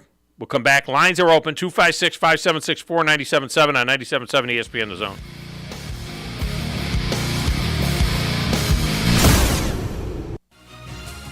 You're listening to the Thom Abraham Show on 97.7 ESPN The Zone. This is Brent Musburger's VSiN Action Update on 97.7 ESPN The Zone. Juice Reel, the betting intelligence tool that's making better bettors. Open the App Store and get your hands on Juice Reel. Start betting smarter. Juice, R-E-E-L. Juice Reel. Now, here are the latest lines from my guys in the desert. NBA Finals Game 3 tomorrow night. The series tied at 1. Denver by 2.5. The Nuggets minus 135 on the money line. Miami plus 115. After a 104-93 win over Miami in Game 1, the Nuggets fell 111-108 in Game 2 on Sunday, despite a 41-point performance from Nikola Jokic. Game 3 is Friday night in Miami. The Nuggets minus 275 to win the NBA title. The Heat plus 225. When the playoffs opened, Miami was plus 21,000. Stanley Cup Finals Game 2 last night, the Golden Knights beat the Florida Panthers 7-2 to go up 2-0 in the series. Streaming June 8th on Peacock, a new original series called Based on a True Story. She is the victim of the West Side Ripper. It's him. I know my killers. Variety listed among the most anticipated shows of the summer. What if we make a podcast about this? We could bring him in on it. Bring the killer in on what? The podcast. From the Emmy Award-nominated producer of The Boys and the Emmy Award-nominated executive producer of Ozark. Are you in danger? No, I'm hiding something. We are in too deep. Starring Kaylee Cuoco and Chris Messina. A new original series called Based on a True Story. Only on Peacock. Specializing in simple and affordable rentals, McCurry Van and Car Rental can make sure you have just the right vehicle for your next family vacation, weekend getaway, or if you just need transportation while your vehicle is being repaired. McCurry carries Ford Transit vans and Mercedes Sprinter vans, trucks and work vans, and more. And they offer discounted rental rates for long-term rentals. Now with 4 locations: Athens, Muscle Shoals, Coleman, and Huntsville. Log on McCurryRentals.com to make your reservation now. That's McCurryRentals.com. Thom Abraham here from my friend Brian Hamaker and his team at North Alabama Mortgage. Look, buying a home is the biggest purchase you will make in your life, and it can be a bit intimidating, so you want people that can help walk you through the mortgage process and get you the best deal possible. That's what North Alabama Mortgage does, and they do it in Alabama, Tennessee, and Florida, from first-time purchases to refis, conventional, VA, FHA, and USDA loans. They have the solution at North Alabama Mortgage. Visit NorthAlabamaMortgage.com to learn more. That's NorthAlabamaMortgage.com. Hi, this is Wes Neighbors. I'm here with Sam Fleming with Fleming Roofing and Restoration. Sam, tell the folks about Fleming Roofing and Restoration. Hey, Wes. Our company, Fleming Roofing and Restoration, specializes in commercial and residential roofing and repairs.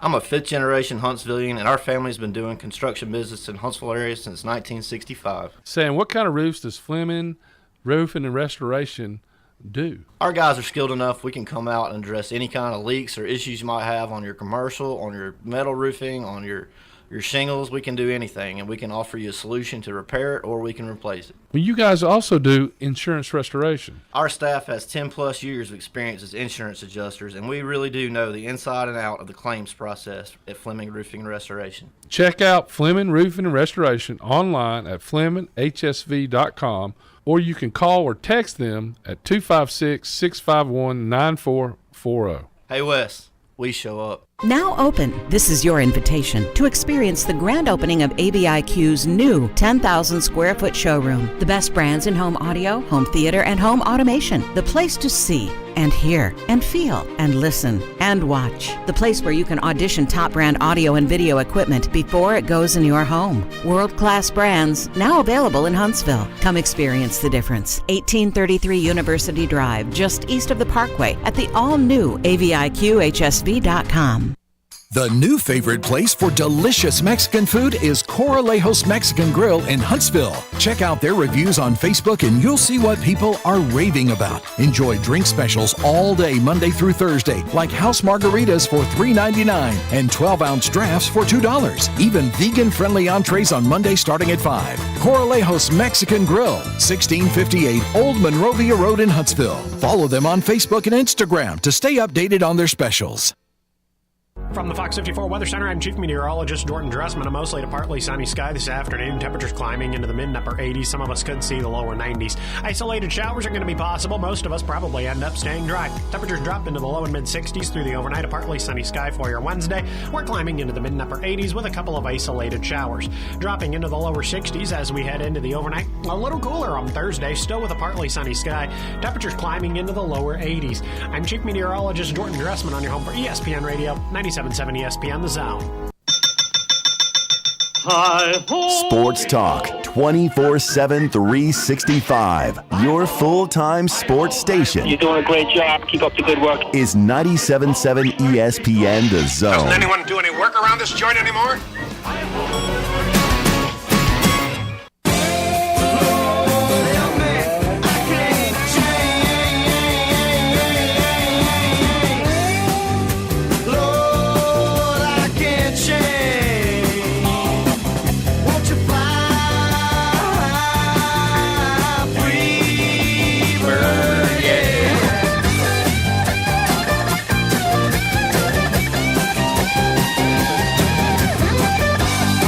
So glad the show is on FM now.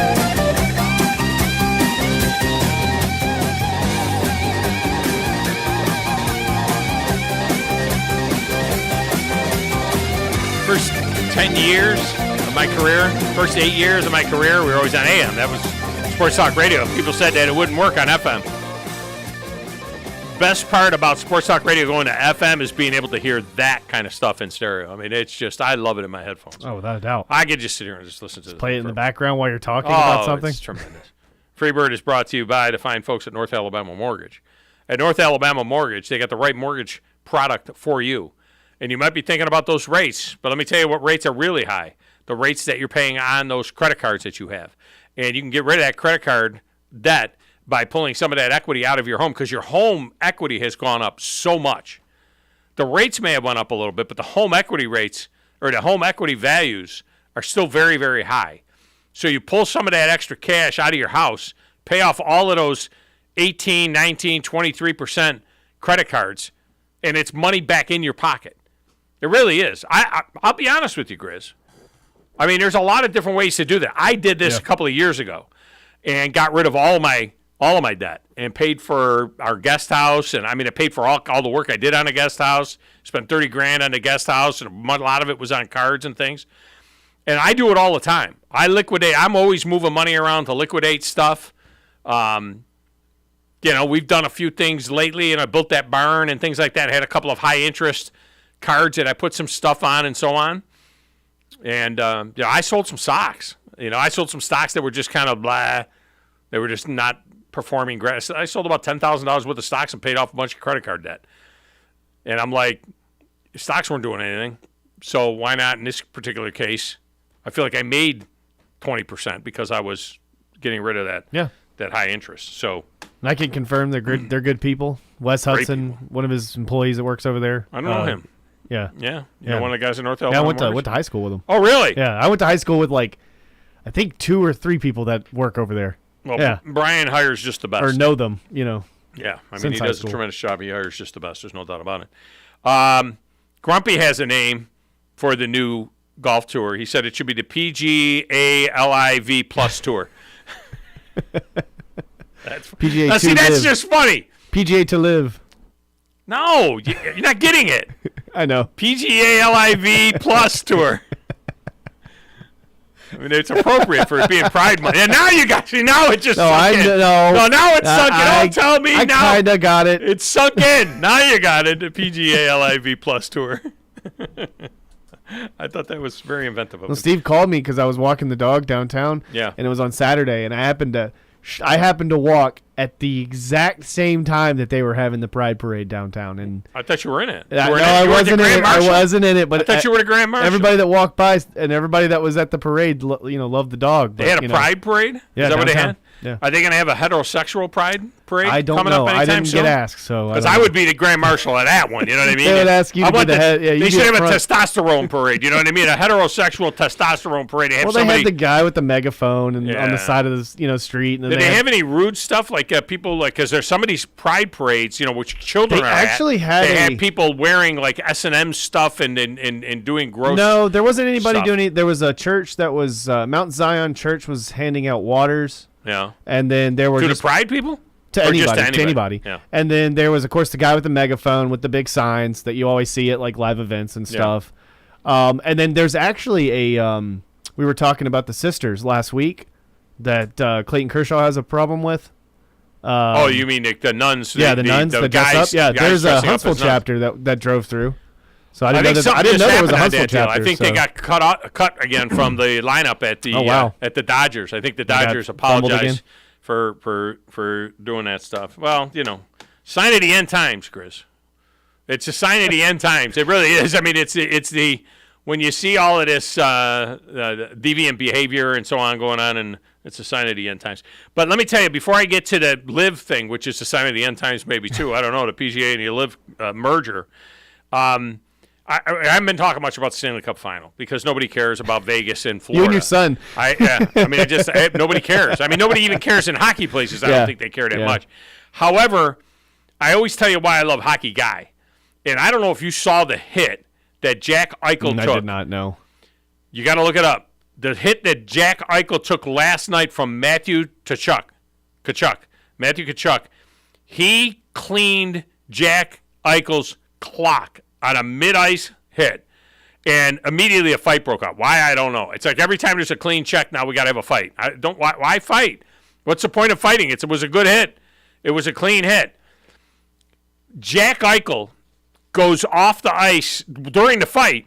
Jack Eichel goes off the ice like he's Batman. He's like, I am Batman. I mean, have you seen the hit yet? Yeah, I'm watching it, yeah. Watch the hit watch this hit that Tkachuk puts on Jack Eichel. The helmet goes flying.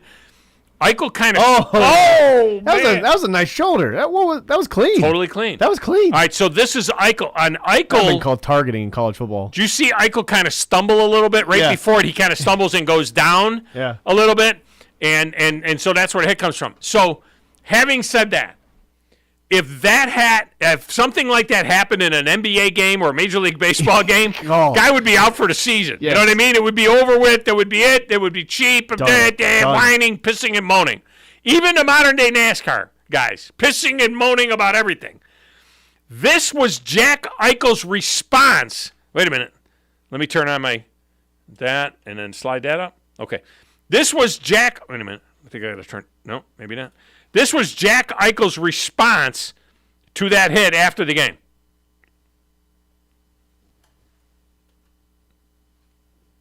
And we can't hear it. Why can't we hear that, Grizz?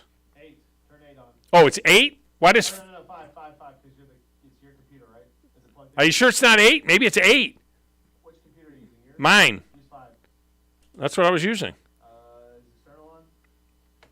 Oh, wait a minute. No, wait a minute. I know it's wrong. Hang on 1 second.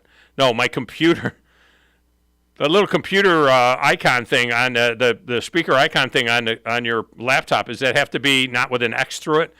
Yeah, it's got an X through it. That means that makes sense. Yeah, that would be bad. That would not be. That would not work. All right, so let me recue it here. All right, this is Jack Eichel after getting crushed on that hit. Just get the puck on the right. Took a couple crossovers. Kind of toe picked a little bit. Toe picked a little bit is a term for he caught his skate, and that's why he stumbled forward a little bit into him. And saw him at the last minute. He finishes a hard. What I saw was a clean check on me, and it's a physical game. You're going to get hit sometimes, so you just kind of move on. How quickly did you know you're okay? It was a physical, it was a big hit, but I came back in here, regrouped, and it was fine. When did you know you were okay? What was scary for you off the ice? Yeah, no, I just came in here and regrouped. yeah, I mean, it was definitely a big collision. So got my wits back about me and realized I was fine, and you just kind of move on from there. I mean, that's hockey guy. I came in here, regrouped, smelling salts, make sure he's got all his chiclets, make sure his head is still on straight. I don't think it matters if he has his teeth. Like, he'll just get up and just spit one out or, just walk off. They had one guy in this playoffs. They had one guy earlier in the playoffs that took a skate to the face and got 80 stitches. Came back in the game. Missed 2 shifts. Came back in the game. He went off, got 80 stitches. Can you imagine a basketball player getting 80 stitches? Oh, he's out. Oh, he's done. His career's over. He's done. He might never do anything again. He's done. I mean, just amazing. All right, the other sound I wanted you to hear was Mark Schlabach talking about some of the player. This is early reaction now to the PGA Live Tour merger. The reaction overall, they had involved them for so long, Mark, and involved them in these discussions, and now for them to find out like this, what are you hearing about that? I talked to a handful of players this morning, a couple before the announcement was made, and it was just complete and utter shock. Some very colorful language, some very upset players. I had one player tell me, why would we do this now? The Live Tour is dead in the water. It's not working, and now we're going to throw them a life jacket. It's ludicrous. There are a lot of people and players and members upset about how this went down, that they were kept in the dark about it. There was a player advisory committee meeting at the Memorial last week in Columbus, Ohio. Monahan and some other PGA Tour officials were there. I'm told by players who were in the room that there was no mention of a possible merger. I obtained a memo that Monahan sent to PGA Tour members this morning. In that, he said that they're going to try to come up with a fair way to possibly reinstate guys who left the PGA Tour to go to the Live Golf League. The DP World Tour is going to try to do the same, but it should be noted that Monahan put in that memo it's going to be under current PGA Tour rules and regulations, so those players could still face fines and or suspensions if they want to come back. The reaction. So they gotta pay their way back in, maybe? I don't know. There is so much we don't know about this. Nice hefty payment to get into the league. To get back into get back. Let's see, you took $200 million to go to Live. We'll take $100 million back, and you can. I mean, it's brutal. I mean, it is really brutal, and to see how this is all going to shake out is going to be something. Again, I will say this: my biggest issue is the fact that it's the Saudi money that's going to be now backing this group, the PGA Tour. It's the Saudi money, all right, and I have a problem with that personally. All right, phone lines are open 256-576-4977. Grizz, fire it up on a Top 10 Tuesday. 10, 9, 8, 7, 6, 5, 4, 3, 2, 1. It's the Tuesday Top 10. Now, Grizz, I knew it was Pride Month, but did you know it's Women's History Month, too? I didn't know it was Women's History Month. Same time? Yeah. Women's History Month is what it is. I didn't know that. We have the talk on one of the TVs here in the studio, and they've got the Lindsey Vonn and the Tara Lipinski and Chloe Kim out there now talking about Women's History Month. So everybody gets a month. I thought that was middle-aged. I thought that was in March. What about middle-aged white dude month? But I could have been wrong. I don't know. Because that could have been an old episode of The Oh, maybe it's an old episode of The View, but it would be kind of weird at them doing that during Pride Month. Because I think National Women's History Month is March 1st to the 31st. Well, it says it's I thought it was Women's recent. History Month, but maybe it's old. Yeah, they're extending it. So they get that. That's local television right there. They need to get their facts straight. No, this is not. This is well, the I mean, talk. not local, but it's I mean a like national it's, show. Yeah, national show, and that's what it says on the thing. And this is the Pride Month, and then you got the African American History Month, and you got what other months do we have? We have months for everything. We got a lot of different months. I don't think we have a middle-aged white dude month. No, I'm not sure though. Maybe. All right. Highest batting average in a team's first 61 games since 1941 when Ted Williams hit 399 or hit 406. So Luis Arraez, did I say it? Arraez. Luis Arraez is hitting 399 right now for the Marlins. Okay, Roberto Alomar in 1996 also hit 399 through 61 games, but he was percentage points ahead of where Arraez is right now. 1941, Ted Williams through 61 games was at 403, finished at 406. 1997, Tony Gwynn was at 405. In 1948, check this out. 1948, Ted Williams. Ted Williams was at 407 through 61 games, higher than he was the year he hit 406 for the year. He was at 407, though, through 61 games. Also in 1948, same year, while he was at 407 through 61 games, he was second in the league in hitting because Stan Musial was hitting 408. Number 4, highest average through 61 games since 1941. Rod Carew, 1983, hit 411. And Paul O'Neill in 1994 hit 411. Can you imagine that? 61 games hitting 411. God. 1997. When were you born? 89. So you wouldn't remember 97 either, probably. Larry Walker. I didn't. Yeah. No, I know. Larry Walker was hitting 416 in 1997 through 61 games. And the highest average in the history of Major League Baseball through 61 games. 2008, Lawrence Chipper Jones was hitting 418. What did he end up in 2008? Do you know? I wonder where he ended up. See what he ended up hitting in 2008. No, he was at 418. No. It was. I remember Tony Gwynn, because Tony Gwynn 365. 365. 365. George Brett was awful close one year. Remember, George Brett was really, really close for years and years He got close, but he fell to 365. Well, he was at 418 through 61. And this kid, Arraez, is at 399 right now. That's insane. Runs are up. Yeah. The stolen bases are up. You know what's interesting? Stolen base. Well, I guess I know why. Runs are up per game, per team. Stolen bases are up per game, per team.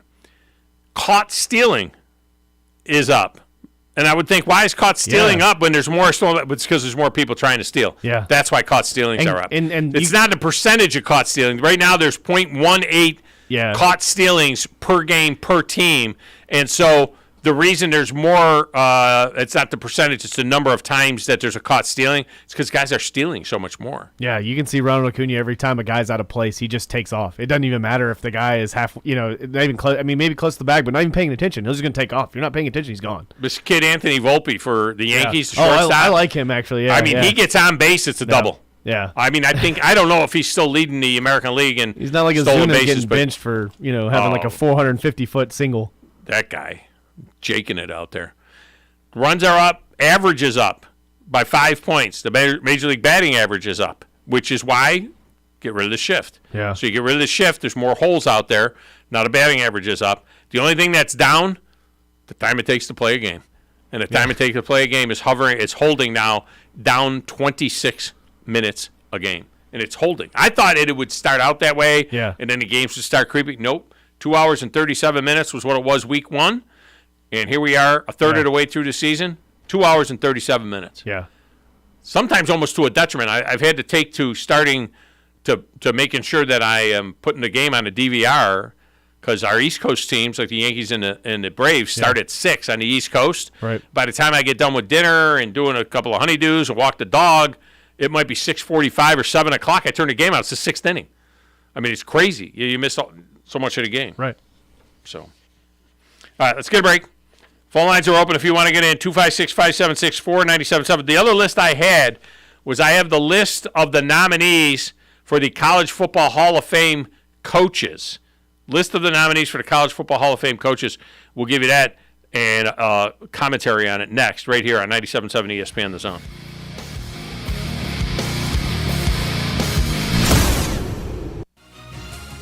You're listening to the Thom Abraham Show on 97.7 ESPN The Zone.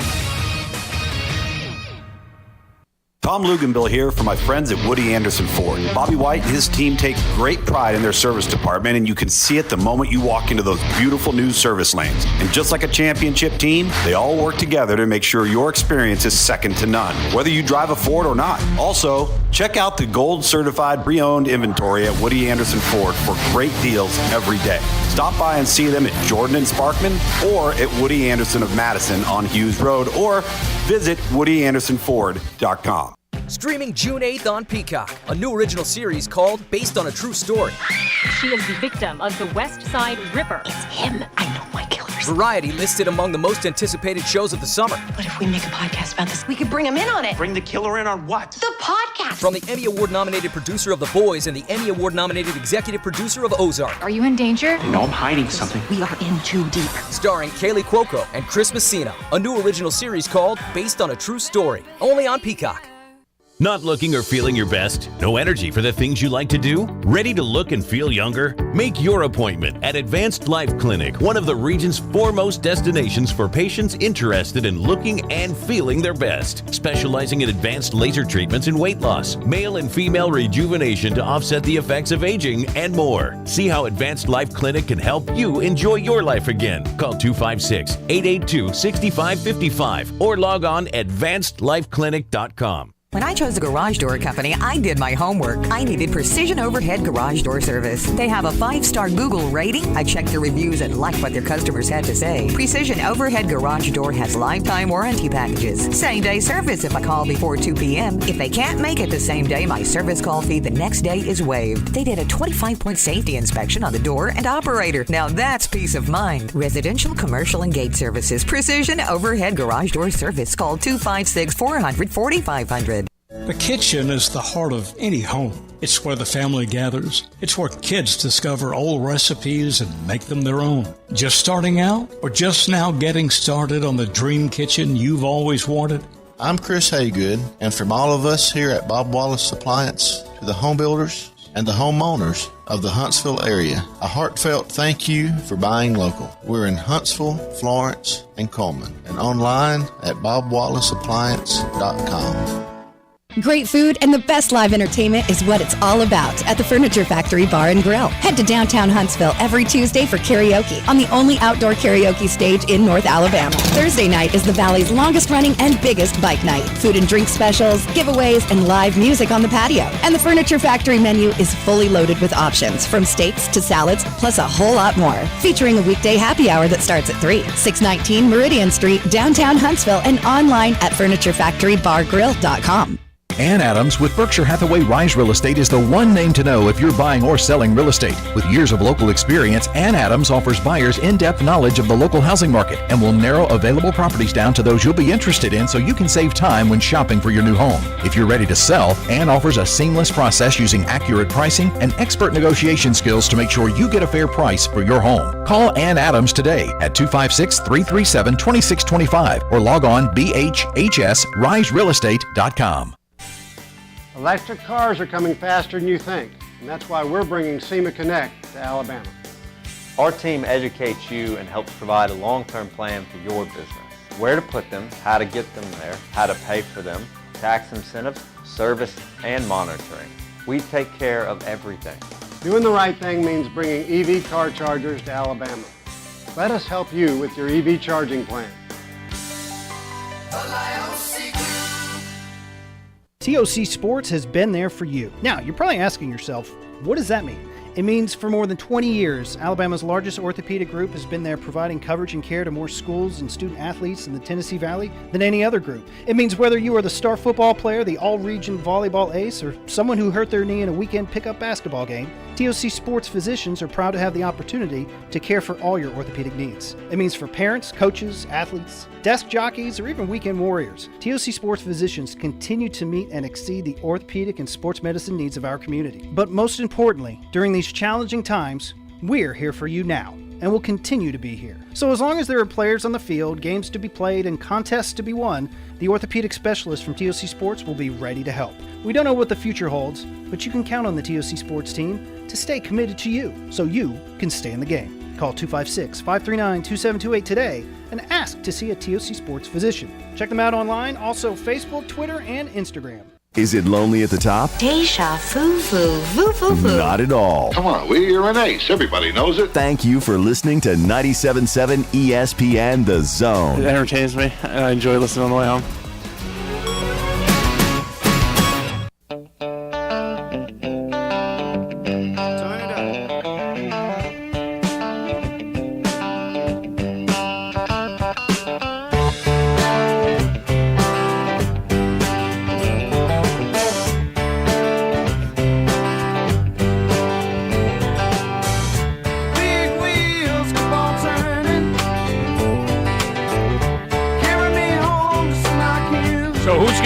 Cover of Madden 24.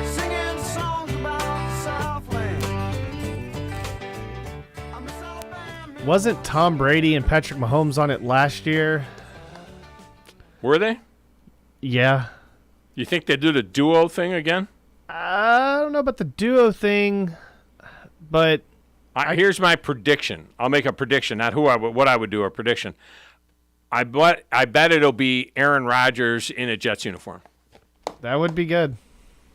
Only because, you're talking about New York City, right? So you're talking about wow, that was weird. You hear this? Hear that sound? Yeah, buzzing over there. You know what that is? Really on there. See, so I have this thing on my chest, right? I have a defibrillator, pacemaker thing in my chest. So I've disconnected my computer from the board. This is the pin that goes into the board. Look at it. Oh. That's because the electrical. That's the current that's running through me. To turn that off and stop touching it. That's the electrical current going through me. It could be Jalen Hurts, Josh Allen. I was thinking maybe who would they pick? I would say Jalen Hurts before Josh Allen. Yeah. The thing about Rodgers in the Jets is that it's New York City, and they could sell that many more games. You would think that people would want to jump, and plus they might think it's like a collector's item. For the 1 year he's going to play in New York before he flames out, and I realize that it's going to be one of those kind of deals. Yeah. Tom Brady is retired. It might be an honorable thing to do to put Tom Brady on there because he's the GOAT is retired. Well, the thing is we're going to get what they're doing with the NBA 2K games where literally Michael Jordan's been on it 3 times, and there's special editions where you can get Michael Jordan. In the future, we're going to get 7 Tom Brady covers or alternate covers for Madden. I think you give him 1 after they retire. Oh, but he's going to get 6. Why would they do more than 1? Because he's the GOAT. Yeah, they've done that for Michael Jordan with basketball. They're going to do it with Tom Brady. He's got 12. Could be Brady. 20, I think it was. Or no, I think he was in 20, and then he's in this last one, and he'll probably get 2 more. Could be Brady. Could be Mahomes. He was on it last year, though, Mahomes. Yeah. Right? I wonder who you put on there. I'm not sure. All right. Coach of the Year candidates, Chris. Give me another Tuesday Top 10 rundown. I got dueling Tuesday Top 10 today. Give me another one. 10, 9, 8, 7, 6, 5, 4, 3, 2, 1. It's the Tuesday Top 10. Jim Carlin, West Virginia, is on the list from back in the 60s and 70s. Led teams to 8 bowl games, 13 winning seasons, and 16. No, not voting for Jim Carlin. Pete Cawthon is on the list. St. Austin College, and then Texas Tech. Led Texas Tech to 4 border conference title. No, not putting him on them. Larry Coker, Miami Hurricanes, posted a 60-15 record at Miami, including an astounding 35-3 record in his first 3 seasons. Yeah, with somebody else's players. Led the Canes to consecutive BCS championship games. Won the 2002 Rose Bowl, to become the first rookie head coach to lead his team to a national title since 1948. Wonderful man. Used to have him come on the show. He used to come on live sometimes at golf tournaments and stuff when I was in Florida. Larry Coker is not a Hall of Fame coach. Not a Hall of Fame. Ralph Friedgen, Maryland. 2-time ACC Coach of the Year? No. Mark D'Antonio, Cincinnati and Michigan State. 2-time Big Ten Coach of the Year. Winningest coach in Michigan State history. He has 3 Big Ten titles. That's more than anybody else ever from Michigan State. I could be convinced to vote for Mark D'Antonio, but my sense is no. Darryl Rogers. No. Frank Solich, Nebraska and Ohio. Guided the Huskers to 11-2 record appearance in the BCS championship game in the Rose Bowl. Never won a national championship. Is the winningest coach in MAC history, though, at 115 wins. 12 straight non-losing seasons. 11 bowl game appearances in the MAC. You could twist my arm to vote for Frank Solich for the College Football Hall of Fame. All right, here are the 2 that have ties locally. Tommy Tuberville. He didn't even know when he was on the drive that he was nominated. Tommy, was he on drive yesterday? Yeah, a couple days ago. Yeah. Well, a couple of days ago they wouldn't have known. Sorry, yesterday. It would have to be yesterday. Sorry. I worked last night. I apologize. Tommy Tuberville, 4 divisional crowns, a great record against Alabama. 2 SEC championship game appearances, 10th in conference history with 64 SEC regular season wins, 9-4 at Cincinnati, and a share of the AAC. You know what? Tommy Tuberville is not a College Football Hall of Fame coach. I'm going to say no to Tommy Tuberville. Larry Blakely, Troy. All-time winningest coach in the Sun Belt, 4-time conference coach of the year, 8 conference titles. Let me tell you something. Larry Blakeney, I'm voting for. Yeah. I am voting for Larry Blakeney. That is a Hall of Fame resume. Yeah. All right? I mean, best in class, best ever in his conference. 8 conference championships. Larry freaking Blakeney. Do I have to vote for 2? I don't know if I have to vote for 2. I think you can vote up to 2. Let's see what it says. I still think you either give it to Tuberville or D'Antonio, at least. One of those 2. Tuberville is not a Hall of Fame coach. No? No. By the way, it was Madden that was on 23. D'Antonio, maybe. I don't think so. I think there's one guy on this list that's worthy of the Hall of Fame. It's not the Hall of Good. It's the Hall of Fame. I don't know who's going to be on Madden this year. I'm going to give you my 2 predictions. John Madden, I forgot last year. It's going to be either Brady, in his first year retired as an honoree, or it's going to be Rodgers in a Jets uniform. It's going to be one of those 2. I just wonder if they'll go the MVP route. Homie? Yeah. Or that they'll go Jalen Hurts. That's my prediction. I'm a big Madden guy, as you know. Yeah. The actual John Madden, no, not the game. All right, coming up next, the Paul Feinbaum Show on 97.7 ESPN, The Zone. If you're ready to lower your utility bills, it's time to call Eagle Insulation.